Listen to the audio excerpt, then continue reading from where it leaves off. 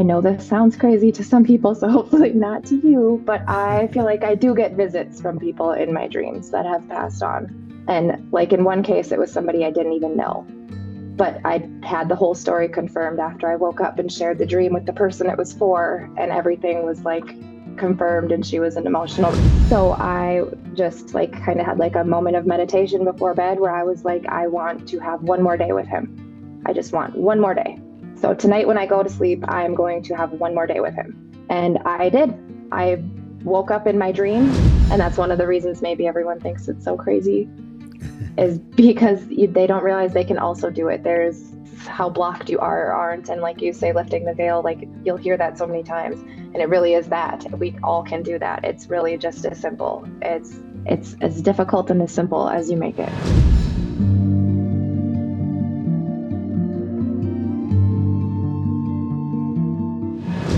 All right, my friends, I am here with Amanda Higgins, and she has had a near-death experience, and she's going to tell us a little bit about that and possibly a little bit about her background and wherever it leads to. Welcome to the show, Amanda. Thank you. So why don't we just jump right in and tell us a little bit about your NDE, or if you want to give us a little background information first, it's up to you. Well, I'm 35 now. I was 16 when this happened.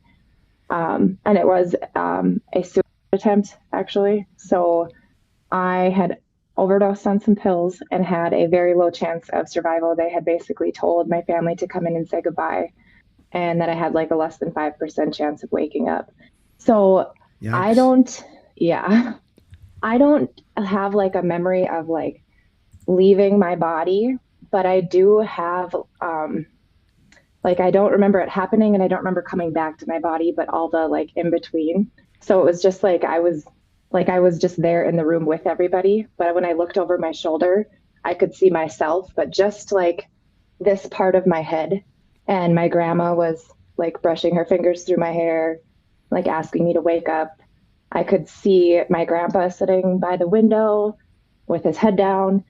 I could see my mom sitting like around the corner next to the window also with her head down, and she was crying and like wiping her tears and stuff. And like I could see where my aunt and uncle were at, and I could hear a nurse come into the room, and like just I could just see everything. Like I didn't like walk around or anything. It's like I was just standing in one spot and just looking around at like everything. Where the hospital, like where the chairs were set, the tables, like everything that was in there. I could see perfectly clear. I could hear them talking. And then I had woken up from the coma. It was a medically induced coma.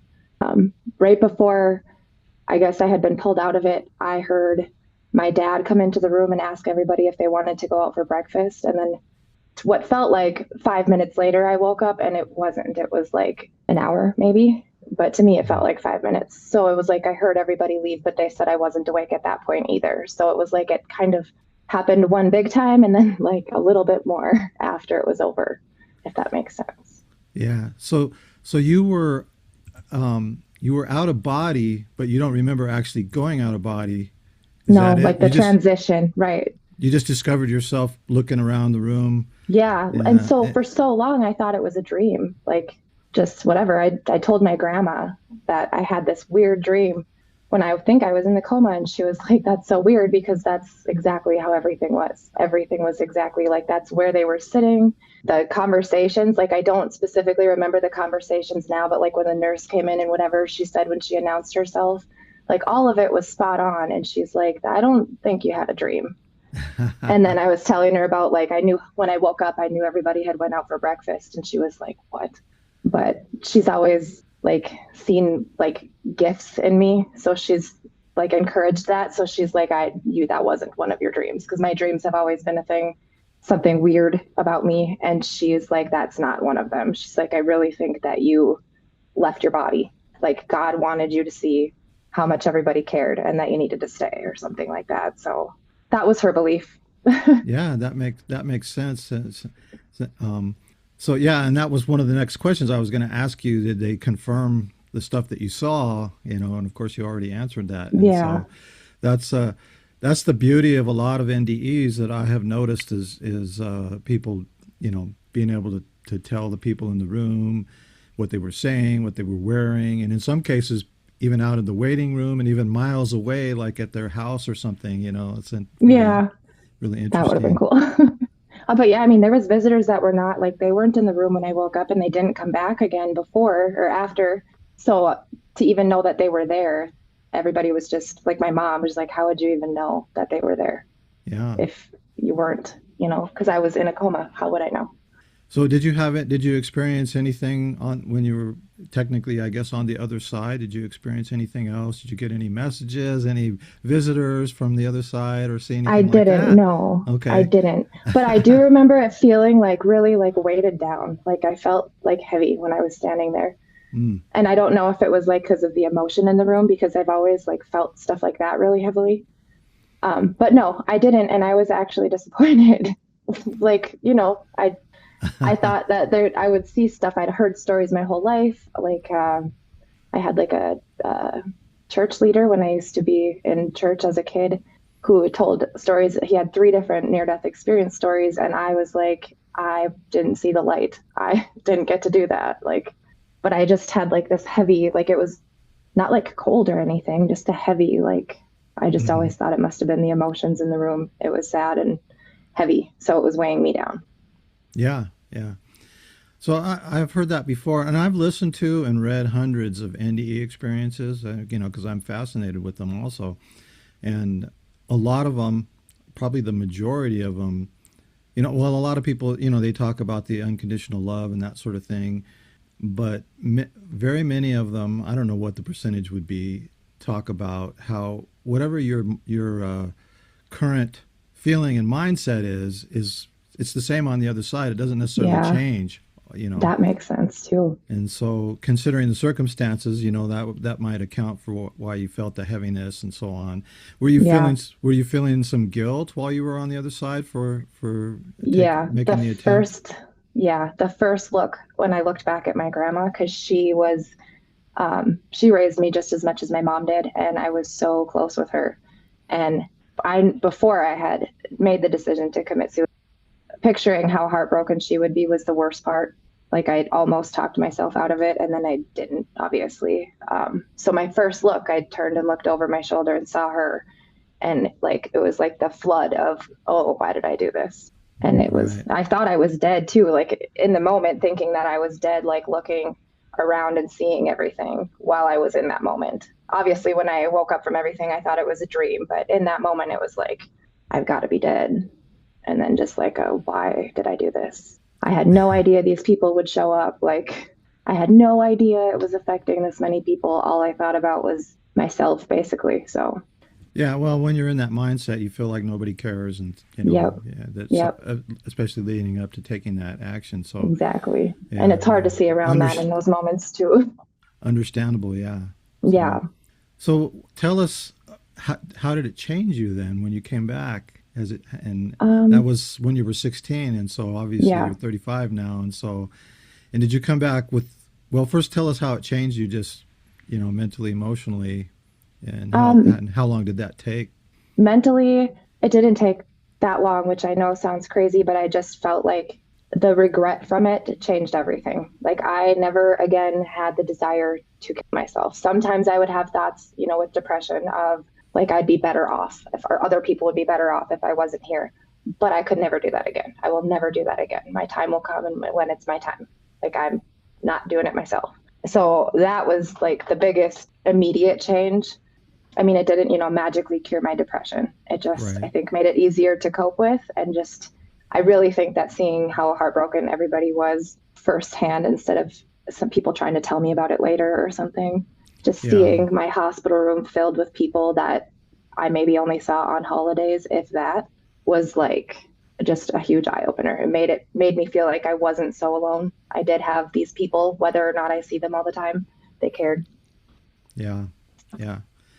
Yeah. Because often you feel like we talked about it before. Nobody cares and that sort of thing. Hmm. But then you realize that you do have a lot of people that care, and Yeah. also realize how much we're connected with each other, even if we don't see each other that often. And so that's really so. So what about emotionally? How did it take you a while to kind of process and recover and start feeling better? Are you still struggling with depression or Not anywhere like I was. It did I did go into like a therapy center afterwards, which did help a lot. But honestly, like it never really seemed to get as bad as it got before that. I just maybe I was better at communicating things, or I don't know. I did feel like this is like around the time I started doubting stuff with like I was Catholic at the time. hmm I started doubting stuff about like religion and things like that, and I had felt like we well, as Catholics, you're told that if you commit suicide, you're going to hell.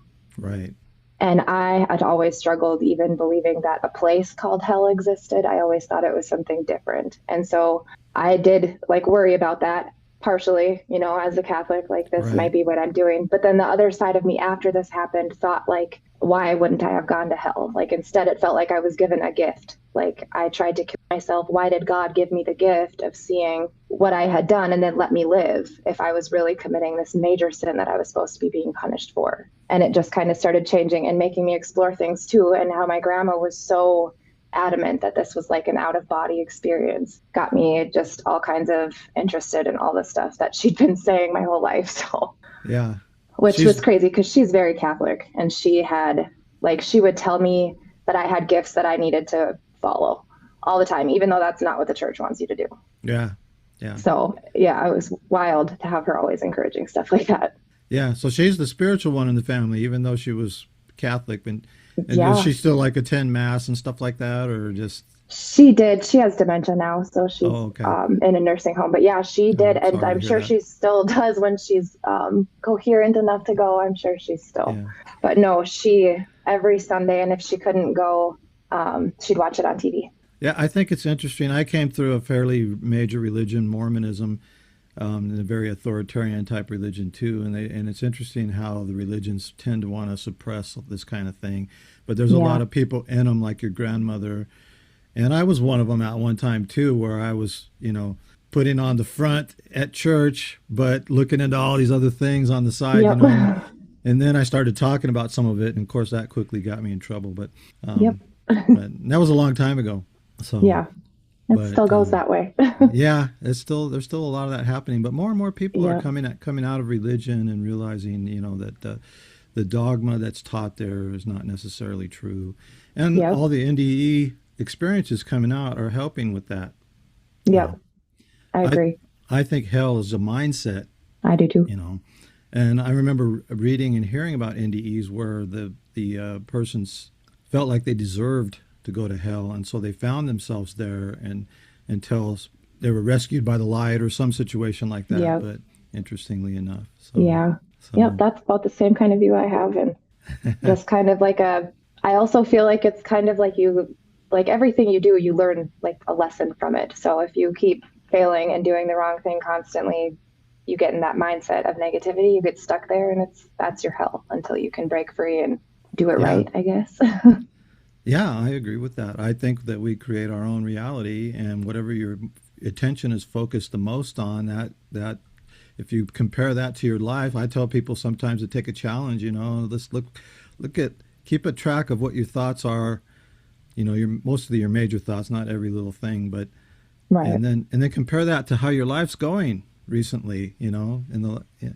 And you might be shocked to find out that where your attention goes, there's a saying, where attention goes, energy flows. Hmm. That your life is very much corresponds with the majority of your thoughts and beliefs and things. And so I haven't had anybody come back and say, I took your challenge and you're right, but I know. Well, that's the thing though, when they like when you say that to people who haven't experienced it yet, all they're hearing is like, yeah, yeah, change my mindset. But when people have experienced it, it's like, no, really, please listen to me. Like this works. You have to just change your mindset. And Yeah. it does. I know it sounds Well, hard and it it's too sounds much easy at the trouble. same time, but Yeah, it's not that hard. it's too much trouble for them to have a little notepad and just jot down, some of their main thoughts for a week or two. And Right. so somebody may have done it, but they just haven't reported back to me on it. But Yeah. so did you bring back any gifts, or any gifts that you already had get enhanced or anything like that? Well, this is so before that ever happened, I used to dream. about like things that had happened already, but I didn't remember them, I guess you could say. So I would I'd have a dream that one of the dreams was that I got ran over by a car, or I didn't know, not that I got run over by a car, that I almost got kidnapped. A car had pulled up on the curb and somebody got out of the car like they were going to come and grab me, but my grandma stepped out from behind the shadow she was in or whatever, and they got back in the car and drove off. And so when I woke up and told my grandma about this, she was like, "Oh, that happened when you were 3 years old out in the front yard." So like stuff like that happened all the time. I would ask her, like, did this really happen? And she would be like, yeah. And I mean, sometimes it would be perfectly spot on, and sometimes there would be mixed up details, but it was always, she'd be like, that, yeah.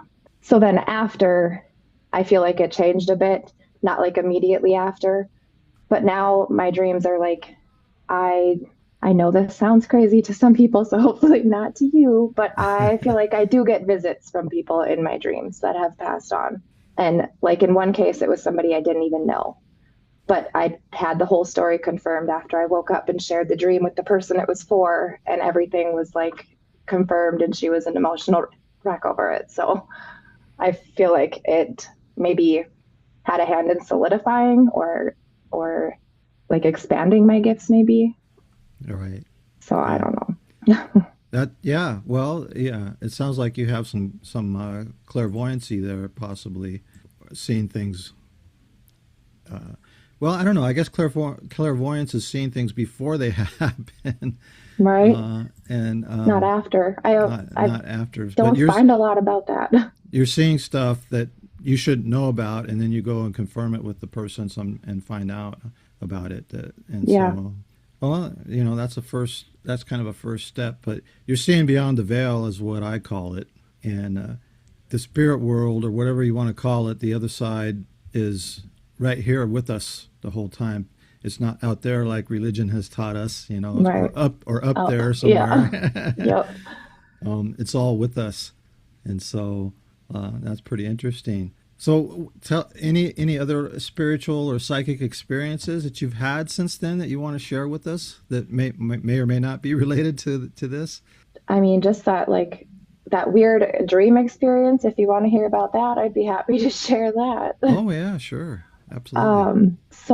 A friend of mine, her ex-husband, who I never met in my life, passed away, and it was about, I don't even want to say it was a year later, but maybe 6 months later or so.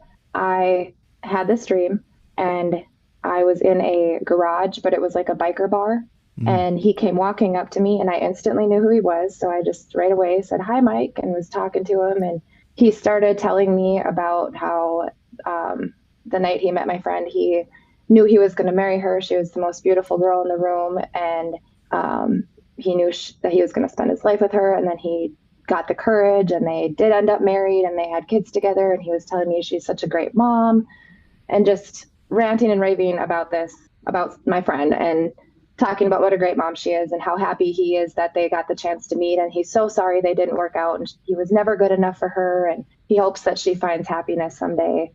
And so I woke up and I texted her this dream, and she said, "We met in a biker bar. And the first time we met, he walked up to me and said that he was going to marry me." And then earlier that day, her and her boys had been hanging out, and they were talking and saying, "I wish he would just send us a sign that he's okay." And so I had the dream that night, and I messaged her the next morning, and she was like, "Was he smiling?" And he was. He came up like laughing and smiling, and she was like, "So he's okay. And he's telling you these details," because I'd never heard the story about how they met. So he's telling me about how they met and whatever. And she's like, "There's no way you could have known that. There's no way." She's like, "You have a gift." I was like, I wish I could dream all the time, because it's like the main time that it happens. But Yeah. So you don't have these dreams that often, just on occasion. um, I have them decently often. That's the first time it ever happened with a stranger, but I've Hmm. had several with people that I know. I did have, I've had uh, two nephews pass away. So when my first one passed away, I was reading how to like set intent to like have dreams like this. Hmm. So I just like kind of had like a moment of meditation before bed where I was like, I want to have one more day with him. I just want one more day. So tonight when I go to sleep, I'm going to have one more day with him. And I did. I woke up in my dream and there was a knock on my apartment door and it was a place I'd never been. And he was at the door and I said to myself, I'm getting one more day. So I spent the whole day with him. We FaceTimed my mom. We cuddled. I fed him his bottle like he was just a baby. Hmm. So just I spent the whole day just holding him and cuddling with him. And when it was over, it was over. And I'm always aware. I'm always aware I'm dreaming or not dreaming, but always aware. That's awesome. That's awesome. It is weird, but I love it. Well, that's called lucid dreaming, and I've Hmm. had lucid dreams like that before too. But I have to work at it, and I have to set the intention before I go to bed, and it doesn't always work for me. So, um, you know, it. But when it does happen, and it's like, oh, I wake up and oh, I'm dreaming. Okay, Yeah. so now I have some semblance of control, not like I would like to, but That I think is one thing that did change too, because I've always lucid dreamed. I've never had to try, which I've read about that too, because that just interests me like crazy. I thought everybody dreamt like that. But there's people who are like, you can talk in your dreams or you see color. You can, I'm like, what? I know I'm dreaming also. Is that weird? And everybody thinks it's weird. So the only thing before is like when I was younger, I wouldn't know that I'm dreaming until something would happen. Like I would try to run or I would try to like move my body in a way that it wouldn't move. And then I'd be like, oh, okay, I'm dreaming. That's why this is happening. But then after that, I don't have to do that. I just always know that I'm dreaming. have you ever thought to try and have an out of body experience since? No, but I just started reading about stuff like that. I didn't know you could make yourself do it. I've always thought you had to be dying. Sounds So like I've just started. sounds like it might be easy for you. It's easier for some people than Oh, I hope others. so. I've spent years trying to do it, and I finally had one, but I can't seem to do it again. So, Yeah. and it's pretty intense.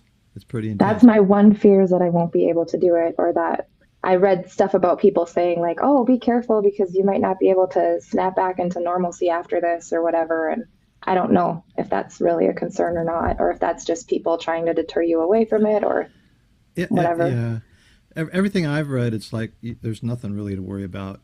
And Right. there's a guy, Mike Marable. I don't know if you've ever heard of him. He's written a couple of books and fascinating stories. But I read the Monroe books. If you've heard of the Monroe Institute, so Oh, he's yeah. Yep. yeah, Robert Monroe or Bob Monroe. He's like the grandfather of making OBEs popular, Yeah. and it just happened to him spontaneously, and it scared the crap out of him, so to until and then he started experimenting and so on. Now there's the Monroe Institute where they teach you how to do it, and I bought one of their Oh, that's courses so cool. and that kind of thing. And it's called the Gateway Experience. It's pretty intense. And so I did that for a while. I have a hard time staying focused on it. It's like not a huge priority for me. I could probably do it again or more often if I did focus on that. But some people Yeah. have said, yeah, I just focused for like 3 weeks or a month or whatever, and then all of a sudden it happened, and now I can do it easily. And then other people, it just happened spontaneously, and it's like, oh man, I wish that would happen for Yeah, me that would be spontaneously. nice. Right. I So do have like weird, like I go to places in my dreams that I'm like there's different people and places, but I revisit them, if that makes sense. in the out of body community, so to speak, I don't know what else to call it, or OBE community, they talk about how that whenever we're dreaming, whenever we're sleeping, we're going out of body, whether we remember it or not, and going to the other side. And they talk about running across people who they know are dreaming, and they don't know, that they're out of body. And I so think I had that happen. yeah, and I they and might they have. and they talk to them and try to say, okay, you're going to remember this when you wake up, and they Oh, go to them, and like 98% of the time they still don't remember, but occasionally somebody will go, yeah, I had a dream about you. It's like, no, it wasn't a dream. yeah. I guess I So didn't have exactly. I've run into people that I think when I'm in the dream, I think like you, like they'll look at me weird, like I don't know you. What are you doing in my dream? Kind of. yeah. And I'm like, I'll look at them like you aren't okay. Like you're dreaming and you don't know it. Okay. And I'll just like move on and not say anything. But I have had that happen. I there's like a mall that I go to, but it has like an apartment area, like where people can rent an apartment. It's like a weird whatever. So I was in the elevators of the apartment and I was a guy got in the elevator and he gave me the weirdest look, and I instantly knew that he's in a dream and has no clue who I am. So I just didn't say anything to him at all. But the reason I started questioning those things is because I didn't. I just thought like I did start to wonder, like I revisit some places so much that don't exist in my real life. Like, am I doing some sort of like hopping into another dimension or something and just don't realize it? And so I didn't even look into it. I just kind of wondered it. And then I was scrolling through Facebook and somebody posted a story about a weird dream they had. And I went to the comments and I'm reading comments, and somebody described the mall that I go to, like perfectly described it. And then there was people in the comments that are like, I've been there, I've been there, I've been there. And I'm like, oh my God. So everybody's just branching off and explaining different things about this mall. And I'm like, I've seen all of that. I've been there so many times. Like, I've lived there. I have had an apartment there. I've had two apartments there. Like, it's weird. And it's just not something that's really still to right now has me still baffled. Like, I haven't, It's pretty wild for most people to even yeah, contemplate that. But yeah, in the Robert Monroe community, they do what they call rescues, and they rescue people who are earthbound after they die because they're either afraid to go to the light because they think they're going to get punished because of all the religious indoctrination, or they're just comfortable and then where they're at and so on and so forth. Different things. It's pretty interesting, and I guess because the earth is a lower vibration, so people who are still alive that can go out of body and be coherent and remember and all that kind of thing, it's easier for them to uh, communicate with these people, because some people in the higher realms are such a high vibration they can't see them because they can't see them or hear them because they don't believe they exist, even though they might be trying to get their attention.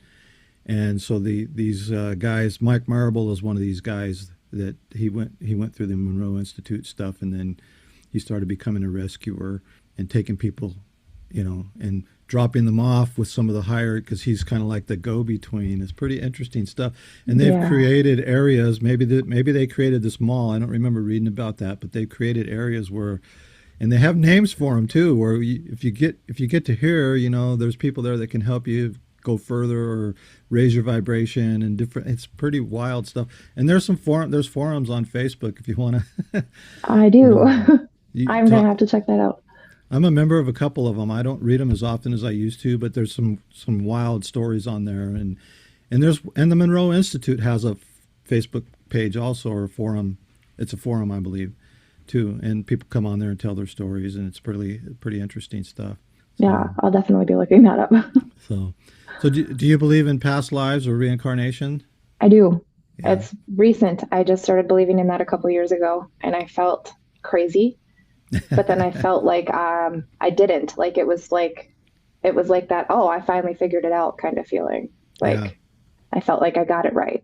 Like, this is actually what really happens. I don't know what the other side looks like when I'm right here, but maybe I do when I'm dreaming.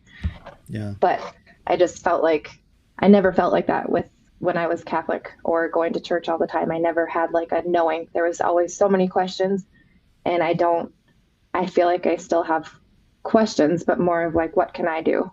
Not what happens. Right. Well, the more I learn, the more I realize how little we actually know.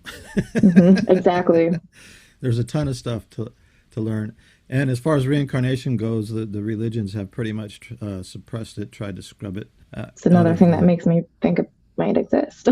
Yeah, well, it's actually still in the scriptures if you look for it, and it's a little bit obscure, but there's one where Jesus tells the disciples that John the Baptist was the prophet Isaiah, that he was him in a previous life. He basically tells them straight out. And of course, the apologists try to explain it away with some gymnastics, but it doesn't work. And Yeah, there's a whole right. bunch of other references too that people don't realize these are references. And actually, the the ritual of baptism basically is teaching reincarnation. You got to be born Yeah. again and again and again until you Yep. learn all these things. So it's pretty That's the stuff interesting I would stuff. notice like as a kid, just all the contradictions, just right from being a kid. And I would always ask my grandma because she's the one who was always taking me to church.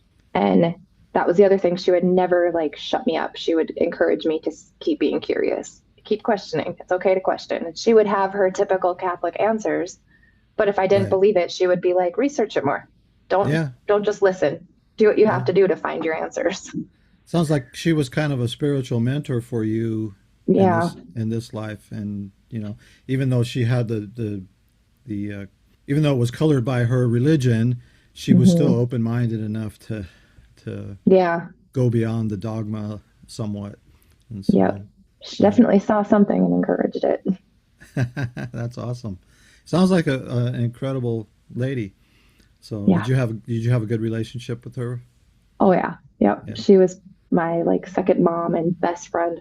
What about your mom? What does she think of all of this? She think you're nuts? She, she did. She did. And now I don't think so. Now she's like, she'll ask me about my dreams or she wants to hear. And as soon as I tell her something, she knows like right away, oh, that was a sign for sure. Or definitely a visit. Like she's very confirming of everything now. So it's like she never fully doubted anything, but she was really, Skeptical. um, yeah. And she really wants to like go to heaven. So she had trouble breaking away from just everything the Catholic religion says and like stepping out of it just a little bit. And now I don't think she has so much trouble with that. Yeah. One of the things that led me out of the Mormon Church was reading the history of the Mormon founder, and there's a lot of negative stuff out there about him, and some of it's true and some of it's not, some of it's half truths, and so on and so forth. But there's another part of history there where he was teaching all these things that they probably would have burned him at the stake if he'd have made it Yeah. public. But he wrote it down in journals, and he taught a few like people who were open to it, and he taught about reincarnation, all these kind of things. And he said something once that always still sticks with me. He said that he said you can read all the books in the world, and he said, and you still wouldn't know as much by having one glimpse into heaven. So, yeah, and the NDEs now that are becoming so popular. I think people have had NDEs throughout time, but of course you couldn't talk about it because you might get burned at the stake if you did, Yeah. if it didn't agree with the religion of the time or the culture or wherever you were. Although in India, reincarnation is very well accepted, so that's kind of been a thing. But yeah, so it's interesting, and like that's like I said, the more I learn, the more I realize how little we actually know about Yeah. the other side, and so. But there's a lot of stuff out there now, and so it sounds like me. You're a natural for learning how to go out of body. I hope so. I'm definitely going to want to try that. They say the biggest thing is fear, not necessarily the fear you're talking about. You weren't going to be able to do it, but that could hold you back. But the fear of what happens when you go out of body, will I be able to come back? Am I going to die? That kind of stuff. And they said it's kind of a test. And there's what do they call him? They call him, some people, a lot of people experience this guy when they start going out of body. He's usually dressed in black, and he looks like kind of like the the Reaper sort of, but not the Halloween Reaper, but he's just kind of dressed in black with a black hat and trying to scare you Yeah. to not go out of body. And so, and it turns out there's a whole culture years ago that taught people how to do this, and they called it the resurrection ritual. And they would train these guys for years, and then they would go out of body, and they would be gone out of body for 3 days. Sound familiar? And then they would come back, and they were considered God men because they'd been on the other side, been able to go to the other side, overcome their fear, go to the other side, and come back, and they'd have information like a lot of NDEers do. Have they come back with information about life and what's going on Earth and why and different things, So it's all interesting. Yeah. So I've studied too much stuff, so. Yeah, no, I want to study more. I do. I really want to know about that stuff. That is the other thing too, is like how long I would be out on this side of things. Like if I did an out of body thing, am I going to be like asleep here for a week or is it quick? Like I know I've read things about how like time there is so different than time here and it's way faster. So like what is a year there could be a day here or something. Yeah, there's people who've lived like whole lifetimes and come back like, and it's only been, a couple hours. Yeah. Well, I read about a guy who like woke up and he had like had a whole family and a whole life like from childhood onward and then he was like what happened to them and none of it was like when he woke up none of it was real that in that life. It was wherever he was before, Yeah, but when he that's woke up in this life it was non-existent. yeah. So I don't know if it's the same story, but some guy got knocked out or something. He got hit his head and got knocked out, and he lived this whole lifetime for like 8 years, Yeah. and then he came back. And then he woke up and it was only like a few hours later or something. I don't remember the exact story, Yeah, but I read something like he had to go to like therapy because he was so like upset with losing this family. yeah, Like, oh, that yeah. would actually be so tough. Some of the out of body community tell stories of where they go and have they have families and everything when they go back and forth.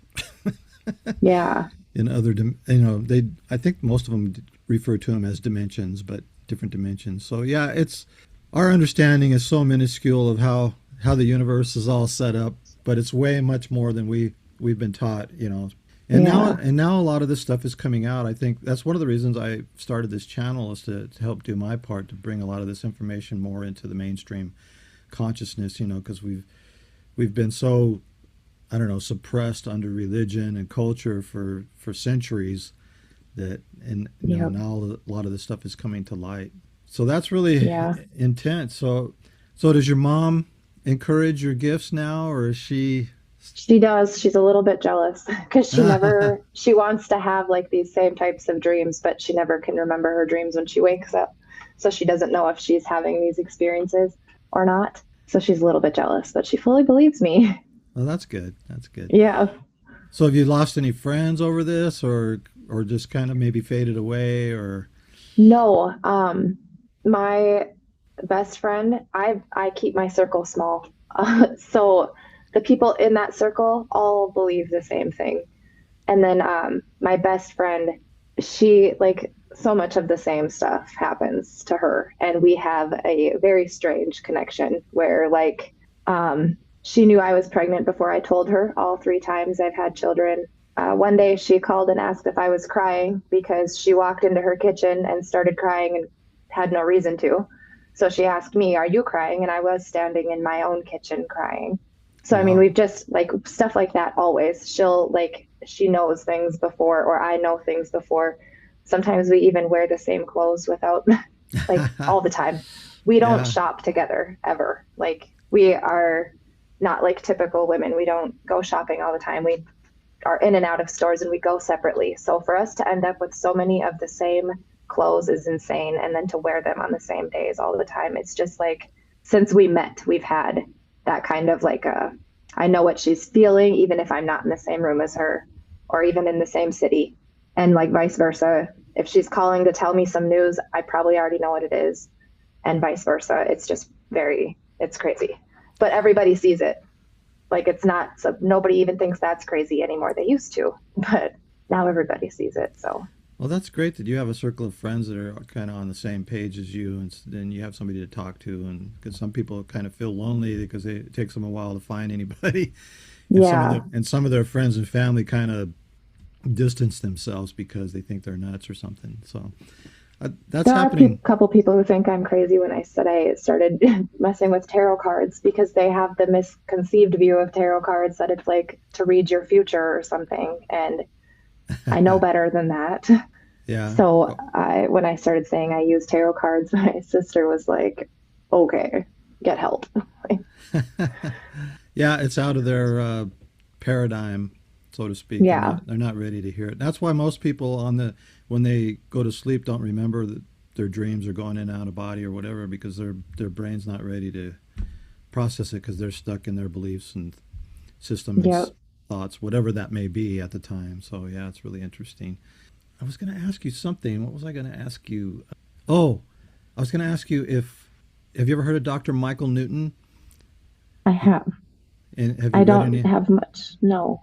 The name sounds very familiar, but I'm not nothing. He wrote a couple of books. One's called Journey of Souls, and the other one's called Destiny of Souls, which is kind of a continuation of Journey of Souls. And actually, you can go on YouTube, and somebody posted the whole audio book of it Oh, online cool. and listen to it. Journey of Souls. It's one of the most fascinating things. So he was a psychiatrist, and he was doing regressions with people for regression therapy to take them back to their childhood to help them, you know, maybe heal some trauma or something that they had in their childhood because they're having problems as adults. And so he had people start slipping into past lives, which he didn't believe in. You know, he was a strictly by the book, you know, because psychiatrists have to go to medical school and all that kind of stuff. Yeah. But it Sense. fascinated him, and so he started doing it more and purposely trying to take people back into past lives and things. And he was still skeptical for a long time. Anyways, so he started taking people into between lives.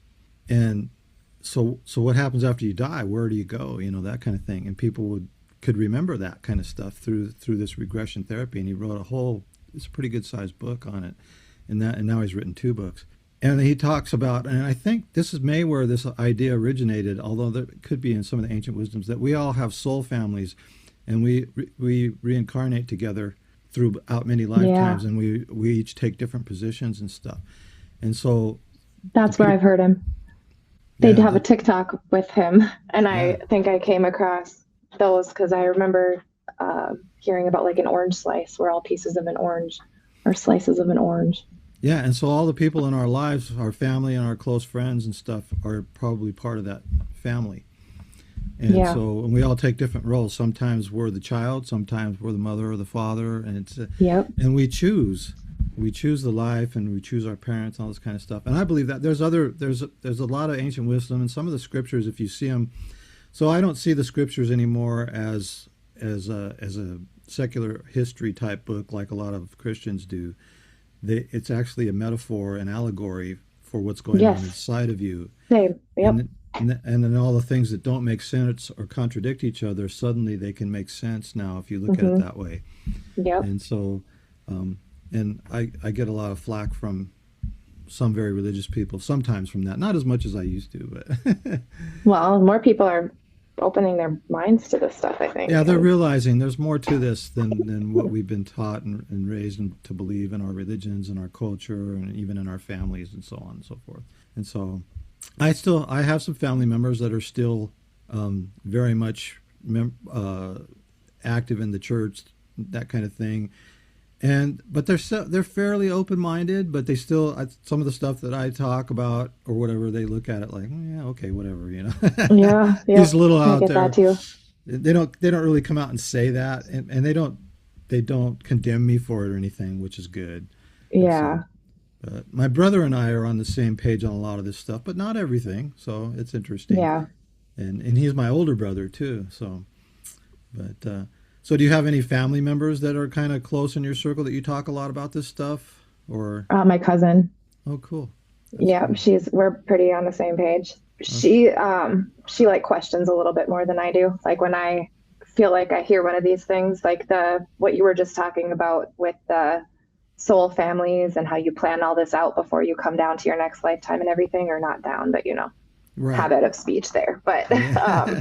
she more like questions those things before she just believes it. Whereas when I like, that makes me sound like I'm just quick to believe anything, but I'm not.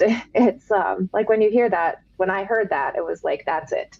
That makes so much sense to me. And I've said before, I never have felt that with any other like afterlife or whatever theory out there until I heard about this one and really paid attention and looked into it. So she like questions a little bit more and then comes around to it, but is like I always think eager to hear it.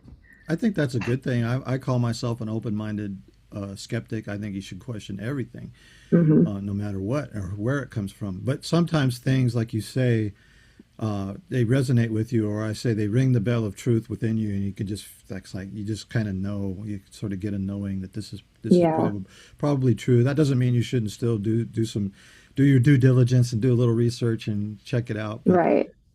And I or part of it will resonate with you, and then some of it I'm like, oh, yeah, I don't know about that. But it doesn't matter. It Yeah. doesn't really change the thing, unless it really That it's too, when I hear stuff like where it's like a majority will resonate, and then some of it I'm like, sometimes those things can be like, well, maybe this person isn't like interpreting this experience or feeling the same way I do. So maybe this is their perception of it. Like, yeah. how could that relate to my perception and become the same thing?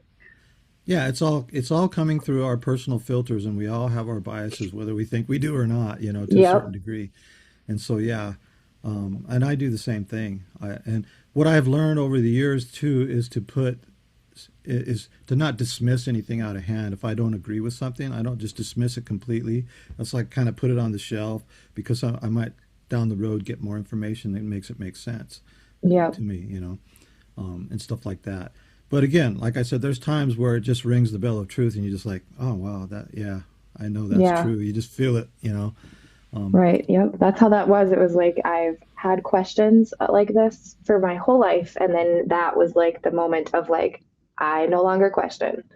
I believe this. Like there's things about it I still don't know. And maybe I don't know all the details and believe all the details, or there's, questions, but the overall idea of that is yeah, was like, I know that that's it.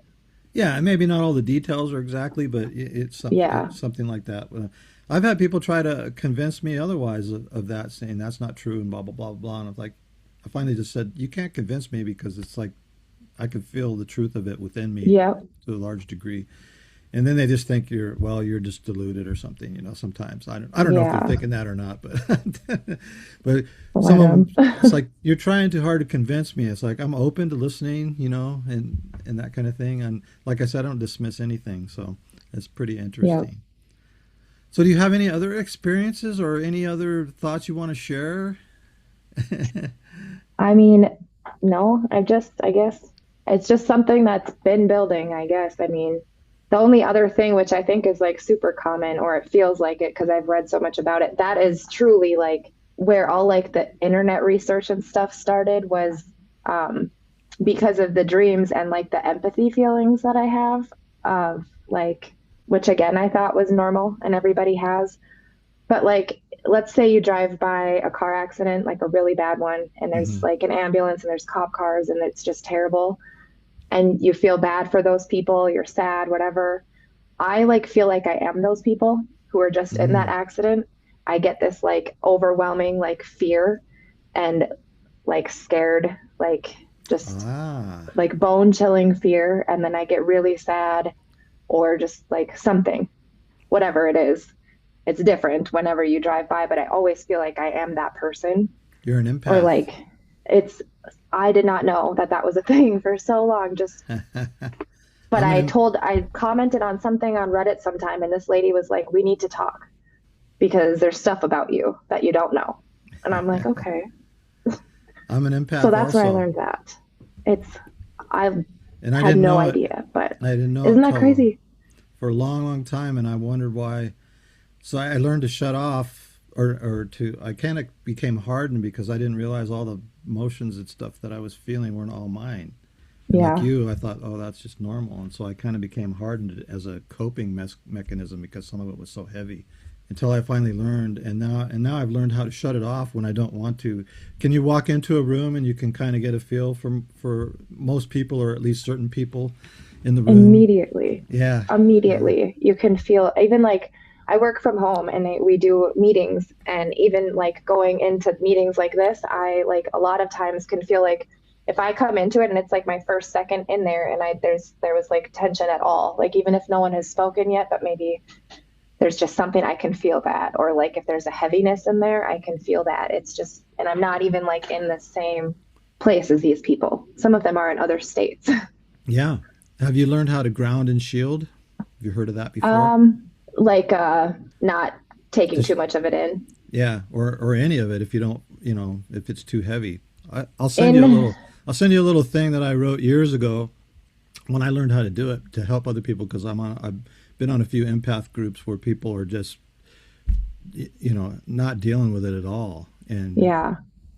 it probably contributed to what happened to you because you were feeling all these emotions and heaviness and all this kind of thing, and so yeah, it's crazy.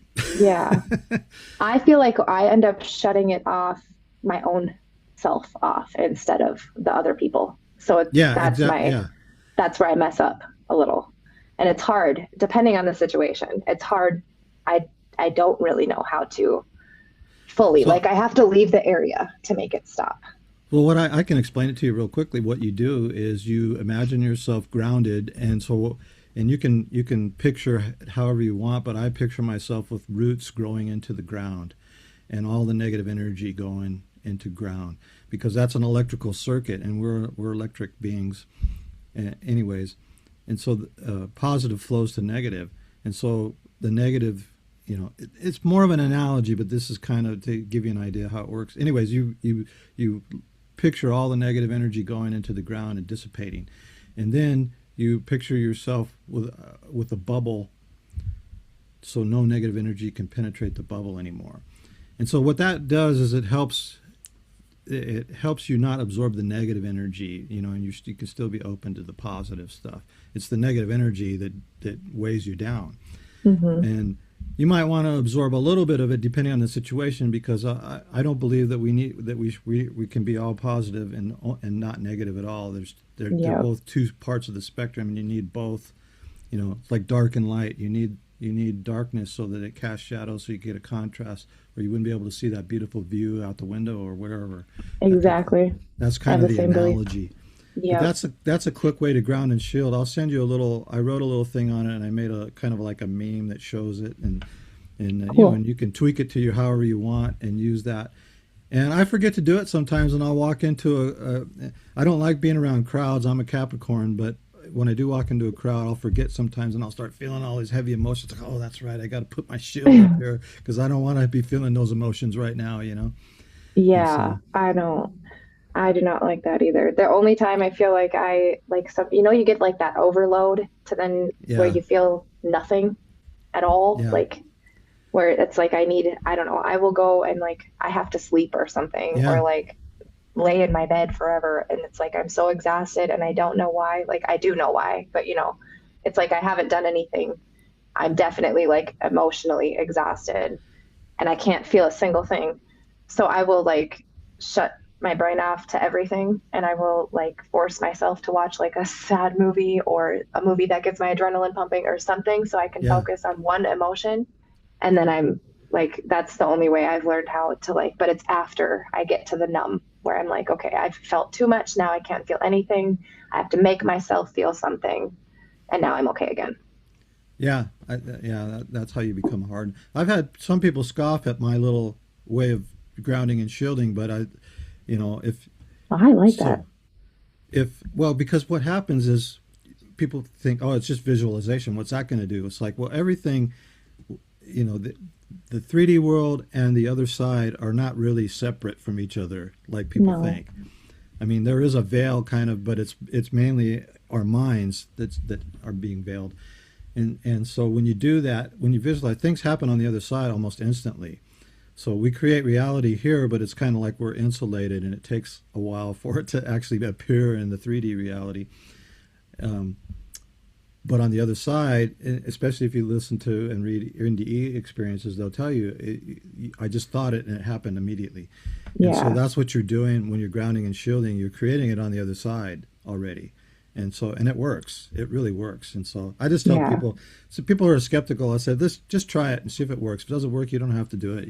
But if yeah. you want to see, but usually they're at a point where like you're talking about, it's gotten so heavy that it's like, I'll try anything. Yeah, Yeah. no, visuals, I think that will be helpful. So like trees are already a calming thing for me. So the tree root thing was like instantly like I am going to try that. When I do, I don't ever feel like I have time to do like deep meditation. So I'm sure I do. I just tell myself I don't and put it off. But when I do for like even 5, 10 minutes, I always like picture like a field with a big tree and laying under it and just like have my eyes closed so I can feel like I'm there. And then I do, and everything's like calm. I can even almost feel the breeze on my skin. Yeah. And like that definitely helps. But that's like, I never thought to do that as like or like use the tree root thing or anything as like a grounding thing. I just always am like, I quiet, like I need to get out of whatever I'm in right now. And you can do it physically too. If you got a yard or something, you can take your shoes off and walk on the grass or even on the dirt or wherever. That'll naturally ground you physically, and that can help too. But then you can also be doing that visualization at the same time. So Yeah. and so, but so yeah, the negative energy flows to ground. That's what it's for. Yeah. And so, if you know anything about electricity, that's how an electrical circuit works too. It's pretty interesting. So Yeah. It's interesting how connected we are to everything. everything is connected. Yeah, Yeah. I remember listening to an NDE not that long ago, maybe a few months ago, from a gal who she saw how all her thoughts attached to other people, her thoughts about other people, they would go and attach to that person and influence that person. especially her negative thoughts. And they would have a negative and would kind of a negative ripple, and then she would, and then those people would make similar thoughts about other people and would ripple. And she's like, oh my God, I have to stop thinking negative thoughts about people because it affects the whole world, you know? Yeah. And there was more to it than that, but I thought, yeah. And I've always known that kind of, but that just kind of brought it home to me. It's like, oh yeah, you know, be careful how you think about others because it influences them. And so, Well, right. Yeah. I have a video on actually how to heal relationships and family rifts by without even having to talk to the person, by just how you think about them. And I have a couple of examples that I've done with my family, where there was a family rift between us, and you know, it's like this is never going to heal. You know, some people hold grudges and they take it to the grave with them, but it works like gangbusters. And so I've done it at least 3 times with family members, and so now it makes me aware to keep my thoughts, what I think about them, despite what they might be doing. You have to let that go. They're going to do what they're going to do, you know, and you can be all angry about it or whatever, especially if it affects you, but that's not helping the situation. You have to see them in their highest light. And that's not easy Yeah. to do if there's been a terrible rift between you for some reason or another, between the people. But it works even with, you know, not just family members, but anybody. So I'll have a video that I've been linking it lately because I think it's an important video. It's an older one and it's not done very well, but the information is there and it works. Yeah. And before we go, is there any message or something you'd like to leave the audience with that you? I guess I just think it's important that people do realize that the stuff that we all talk about and do is stuff that everybody can. And I think that a lot of people don't realize that. I think everybody thinks, and that's one of the reasons maybe everyone thinks it's so crazy, is because they don't realize they can also do it. There's how blocked you are or aren't. And like you say, lifting the veil, like you'll hear that so many times. And it really is that. We all can do that. It's really just as simple. It's as difficult and as simple as you make it. And I just think it would, if people knew they could do these things, that's what would change the world. I agree. That's actually a great message to leave. Yeah, everybody has the abilities. It's just a matter of focus and attention. And Yeah. so, well, Amanda, it's been Yeah. great talking to you. I appreciate you taking the time out to come on and sharing your experience with us. And thanks for coming on. Yeah, it's been great. Thank you for having me.